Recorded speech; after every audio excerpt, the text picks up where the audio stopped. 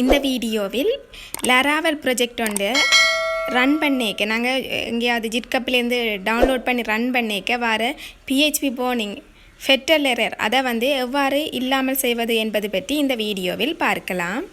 நாங்கள் PHP அந்த ப்ராஜெக்டை டவுன்லோட் பண்ணிவிட்டு PHP ஆர்டிசன் மைக்ரேட் என்று கொடுக்க எங்களுக்கு PHP போர்னிங்ன்ட்டு அந்த ஃபெட்டல் எரர் வருது. அதை இல்லாமல் செய்யணும்.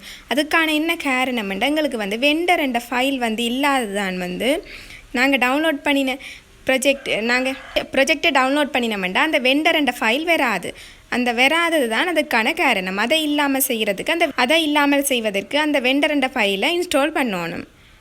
டிஎம்டியை ஓப்பன் பண்ணிவிட்டு அந்த ப்ராஜெக்ட் டிரெக்டரிக்குள்ளே போயிட்டு எந்த ஃபோல்டரில் அது Laravel ப்ராஜெக்டுக்குரிய ஃபோல்டருக்குள்ளேயே போயிட்டு கம்போசர் இன்ஸ்டால்ண்டு கொடுத்தோம்னா எங்களுக்கு அந்த வெண்டர் ஃபைல் இன்ஸ்டால் ஆகிடும்.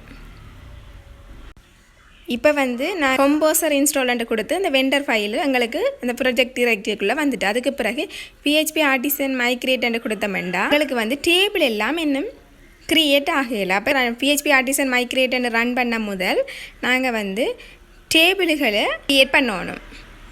இப்போ எங்களுக்கு நாங்கள் எனி ப்ராஜெக்ட் டேட்டாபேஸ் நேமையெல்லாம் கனெக்ட் பண்ணி டேபிள் எல்லாம் க்ரியேட் பண்ணி நாங்கள் ரன் பண்ணினோமோ ப்ராஜெக்ட் சக்ஸஸ்ஃபுல்லாக ரன் ஆகும். இப்படி தான் அந்த ஃபெட்டல் எரரை இல்லாமல் செய்வது. மேலும் இது போன்ற தொடர்ச்சியான வீடியோக்களை பெற எமது சேனலை சப்ஸ்கிரைப் செய்து கொள்ளுங்கள். நன்றி.